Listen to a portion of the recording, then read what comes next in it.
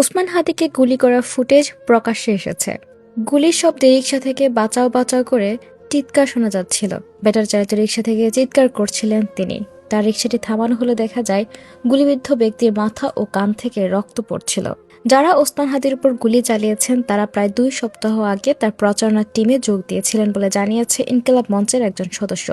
ইনকিলাব মঞ্চের সদস্য মোহাম্মদ ওসামা জানান, একটি মোটরসাইকেলে করে আসা দুজনের মধ্যে থেকে একজন ওসমান হাদির উপর গুলি চালায়। তার দাবি, এই দুইজন প্রায় 2 সপ্তাহ আগে ওসমান হাদির প্রচারণার টিমে যোগ দিয়েছিলেন। মাঝখানে কিছুদিন আগে তাদের দেখা যায়নি। কয়েকদিন আগে তারা আবার এসে প্রচারণা কাজে যোগ দেয়। হাদির পাশে বসে হাদিকে হত্যার পরিকল্পনা করে সাবেক ছাত্রলীগ নেতা ফয়সাল করিম মাসুদ, ছদ্মনাম দাউদ বিন ফয়সাল। এমনটাই বিভিন্ন তথ্য থেকে জানা যাচ্ছে। খুনিরা হঠাৎ আসে না, তারা কাছেই থাকে, বন্ধুর মতো, কর্মীর মতো, সমর্থকের মতো, অন্যদের মতো সাধারণ পোশাকে, সাধারণ চেহারায়। কিন্তু আমরা টের পাই না। বেলা 2:24 রাজধানী পুরানা পল্টনে বক্স কালভার্ট সড়কে গুলিবিদ্ধ ব্যক্তি ইনকিলাব মঞ্চের আহ্বায়ক শরীফ ওসমান হাদি। তার মাথায় গুলি লেগেছে। গুরুতর অবস্থায় হাদিকে উদ্ধার করে ঢাকা মেডিকেল কলেজ হাসপাতালে নেওয়া হয়। সেখানে চিকিৎসার পর তাকে এভারকেয়ার হাসপাতালে নেওয়া হয়েছে।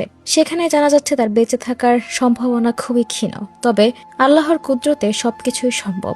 সাপ্তাহিক ছুটির দিনে শুক্রবার জুমার নামাজের পরে তুলনামূলক ফাঁকা রাস্তায় একটা বা দুটি গাড়ি চলে। হঠাৎ গুলির শব্দে আতঙ্কিত হয়ে পড়েন আশেপাশের লোকজন। সিসিটিভি ফুটেজে দেখা যায় এ সময় ভেসে আসে বাঁচা বাঁচা বলে একজনের চিৎকার।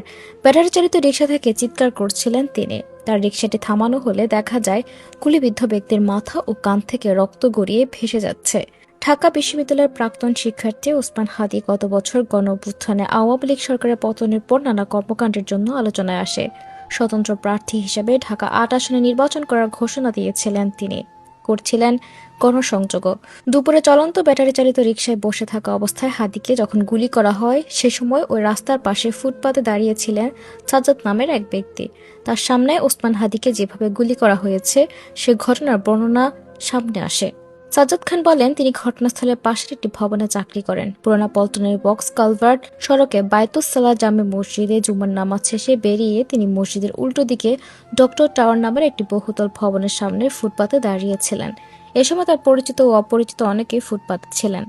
সাজ্জাদ খান বলেন, ওসমান হাদি ফকিরাপুলের দিকে থেকে একটি ব্যাটারি চালিত রিকশায় চড়ে পশ্চিম দিকে বিজয়নগরে যাচ্ছিলেন। রিকশায় তার পাশের আসনে আরেকজন ছিলেন। একটি মোটরসাইকেলে 2 ব্যক্তি ওই অটোরিকশার পিছু নিয়ে তাদের অনুসরণ করছিলেন। মোটরসাইকেলে পেছনে বসা ব্যক্তির গায়ে কালো একটি চাদর ছিল। ওই চাদর দিয়ে তার হাত দুটি ঢাকা ছিল। তাদের মোটরসাইকেল অটোরিকশা বরাবর এলে পেছনে বসা ওই ব্যক্তি একটি আগ্নেয়াস্ত্র বের করে খুব কাছ থেকে চলন্ত রিকশায় থাকা হাদিকে লক্ষ্য করে গুলি করেন। মুহূর্তের মধ্যে এই ঘটনা ঘটিয়ে তারা মোটরসাইকেলে করে বিজয়নগরের দিকে চলে যান। গুলির শব্দে রাস্তায় থাকা লোকজন কিং কর্তব্য বিমূঢ় হয়ে যান। উল্লেখ করে সাজ্জাদ বলেন, এ সময় সবার মাঝে আতঙ্ক ছড়িয়ে পড়ে। তখন হাদি বাঁচাও বাঁচাও বলে চিৎকার করেন। এ পর্যায়ে রিকশাটি থামানো হলে সবাই এসে ভিড় করেন। এ সময় হাদির মাথা ও কান থেকে রক্ত গড়িয়ে রাস্তায় পড়ছিল। রিকশায় তার পাশে থাকা লোকটি হাদিকে ধরে রাখেন। এরপর তাকে ঢাকা মেডিকেল কলেজ হাসপাতালে নিয়ে যাওয়া হয়। ঘটনার পর পুলিশ, র্যাব, পুলিশের অপরাধ তদন্ত বিভাগ ও পুলিশ ব্যুরো অফ ইনভেস্টিগেশন সদস্যরা ঘটনাস্থলে যান। তাদের সঙ্গে যোগ দেন সেনাবাহিনী। আইন শৃঙ্খলা রক্ষাকারী বাহিনীর সদস্যরা ডক্টর টাওয়ার স্থাপিত সিসি ক্যামেরা ফুটেজ নিয়ে হামলাকারীদের শনাক্তের কাজ শুরু করেন। ওই ফুটেজে দেখা যায় একটি মোটরসাইকেলে 2 আরোহী পেছন থেকে একটি ব্যাটারি চালিত রিকশাকে অনুসরণ করছেন। রিকশায় 2 জন যাত্রী ছিলেন আর মোটরসাইকেলে ছিলেন 2 ব্যক্তি, যাদের দুজনেরই হেলমেট পরা ছিল। মোটরসাইকেল চালানো ব্যক্তিটির পরনে ছিল জিন্সের প্যান্ট এবং পেছনের আসনে বসা ব্যক্তির গায়ে চাদর ছিল। এক পর্যায়ে মোটরসাইকেলটি অটোরিকশার কাছে পৌঁছানোর পর পেছন থেকে বসা একটি ব্যক্তি আগ্নেয়াস্ত্র বের করে গুলি চালান। বিকেলে বক্স কালভার্ট রোডে ঘটনাস্থলে গিয়ে সাংবাদিক ও উৎসুক মানুষের ভিড় দেখা যায়। ঘটনাস্থলে রাস্তায় ছোপ ছোপ রক্তের দাগ। সিআইডির অপরাধ তদন্ত বিভাগ হলুদ ফিতে দিয়ে ঘটনাস্থলটি ঘিরে রেখেছে। সেখানে আইন শৃঙ্খলা রক্ষাকারী বাহিনী কর্মকর্তা সহ গোয়েন্দা সংস্থার সদস্যরা কাজ করছেন। সিআইডির অপরাধ শনাক্তকরণ দলের পরিদর্শক আব্দুর রশিদ উপস্থিত সাংবাদিকদের বলেন, তারা ঘটনাস্থলে 3 জায়গা থেকে রক্তের আলামত সংগ্রহ করেছে। এখনকার আলামত যাতে নষ্ট না হয় সেজন্য ঘটনাস্থল হলুদ ফিতে দিয়ে ঘিরে রাখা হয়।